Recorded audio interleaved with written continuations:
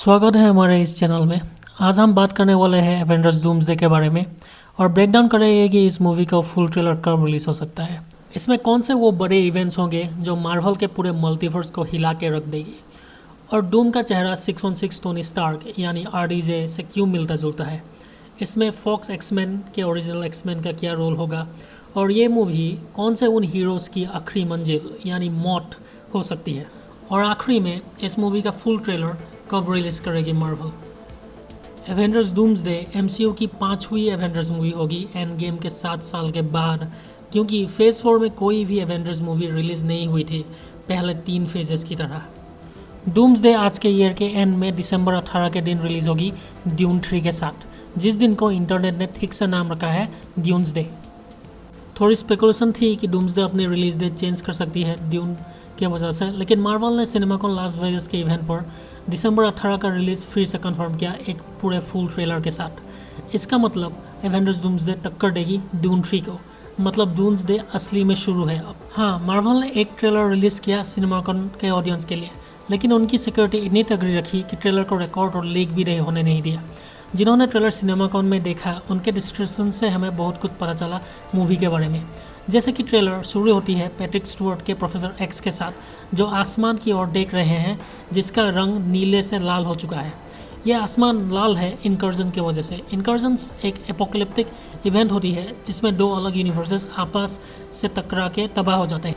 हमने इनकर्जन्स को पहले बार देखा था doctor strange multiverse of madness में, जहां डॉक्टर स्ट्रेंज और एट्रिएट के क्रिस्टिना पार्मर एक ऐसे यूनिवर्स में ट्रैप हो जाते हैं जहां पर इनकर्जन्स पहले ही हो चुकी है, जिसकी वजह से वो पूरा यूनिवर्स डिस्ट्रॉय हुआ दिखा मिला।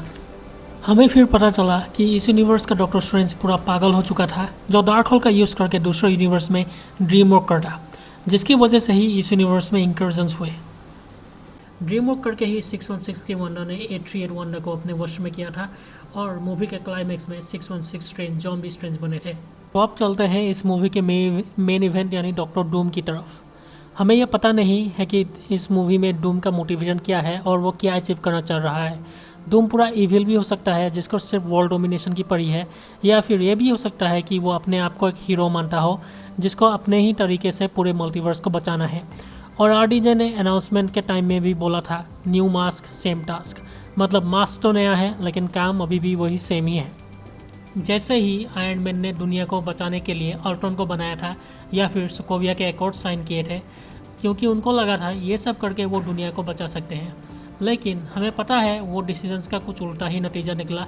पहले तो अल्ट्रॉन ने पूरा दुनिया को ही तबाह करना चाहा था और एकॉर्ड्स की वजह से एवेंजर्स में आपस में ही लड़ाई हो गई थी।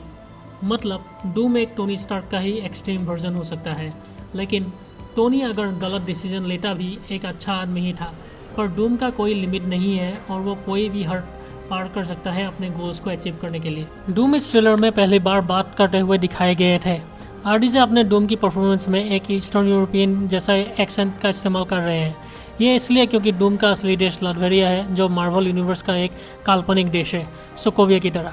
यह एक्शन बहुत मदद करेगा आरडीजे के डूम को उनके टोनी स्टार्क से अलग रखने के लिए। सिर्फ यही नहीं, जहां टोनी स्टार्क बहुत ही मजाकिया आदमी था और सार्काज्म का यूज़ करता था, डूम का बात करने का तरीका बहुत ही सीरियस है।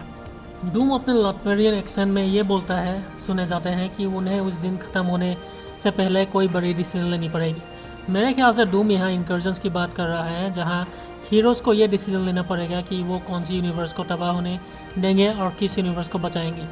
और मैंने जैसे बोला था यही मूवी के मेन कॉन्फ्लिक्ट को ड्राइव करेगा, जहाँ डूम सारे टीम्स को मिलजुल करेगा अपने गोल्स को अचीव करने के लिए। इसके बाद ट्रेलर का सबसे हाइप मोमेंट आता है जहाँ थॉर और डूम की लड़ाई होती है। इस फाइट में थॉर उछलकर अपनी कुल्हाड़ी यानी स्टॉर्मब्रेकर से डूम पर हमला करता है, जो डूम अपने 2 उंगलियों से ही रुका लेता है। इससे ये पता चलता है कि मार्वल ने डूम को बहुत ही स्ट्रॉन्ग दिखाया है, जो एवेंजर्स के सबसे स्ट्रॉन्गेस्ट मेंबर्स को भी अकेले ही टक्कर दे सकता है। अब चलते हैं ट्रेलर की एंड की तरफ। थॉर को फिर से दिखाया है जहां वो एक स्पेसशिप में है। ये स्पेसशिप मेरे ख्याल से फैंटास्टिक फोर की शिप हो सकती है, जिसको हमने थंडरबोल्ट्स के पोस्ट क्रेडिट सीन में देखा था। थॉर को तभी कुछ महसूस होता है और कहते हैं कि ये पॉसिबल नहीं है, जिसके बाद म्योनिर उनके हाथ से किसी और के पास उड़कर चला जाता है। और ये कोई और नहीं पर रिटर्निंग स्टीव रॉजर्स है, जो म्योनिर को पकड़ने के बाद थॉर को बुलाते हैं हे पेल बोल के, जिसके बाद ट्रेलर ख़त्म हो जाती है। इस लास्ट सीन से ये पता चलता है कि स्टीव भी शायद फैंटास्टिक फोर के स्पेसशिप में ही है, लेकिन स्टीव तो टाइम ट्रेवल करके पैगी के साथ रहने के लिए अपने ही यूनिवर्स के पास में गए थे। तो ये फैंटास्टिक फोर के शिप में क्या कर रहे हैं, ये तो अभी तक एक मिस्ट्री है। मार्वल ने ये ट्रेलर अभी तक रिलीज़ नहीं की है और बहुत सारा स्पेकुलेशन है कि ये ट्रेलर कब रिलीज़ होगी। मार्वल ने हाल में ये कंफर्म किया है कि वो इस साल कॉमिक कॉन के एक पैनल जरूर रखेंगे जो जुलाई 23 में शुरू होगा। इस इवेंट के लिए अभी भी थोड़ी टाइम बाकी है, तो मार्वल ट्रेलर थोड़ी पहले भी रिलीज़ कर सकता है, जैसे मैंडलोरियन और ग्रोगू के साथ। उस मूवी का इतना हाइप भी नहीं है और डूम्सडे का ट्रेलर उसको ज़रूर थोड़ा हाइप दे सकता है। मेरी ओपिनियन पूछे तो मार्वल इस ट्रेलर को कॉमिक कॉन में ही जुलाई के अंत में रिलीज़ करेगी। इससे पूरा हाइप भी बिल्टअप होगा क्योंकि सारे फैंस भी अटेंड करेंगे इस इवेंट को।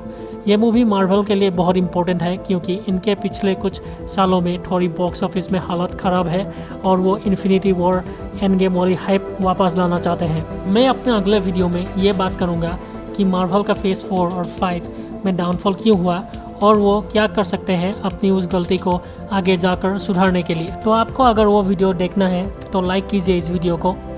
तो अगले वीडियो में मिलते हैं।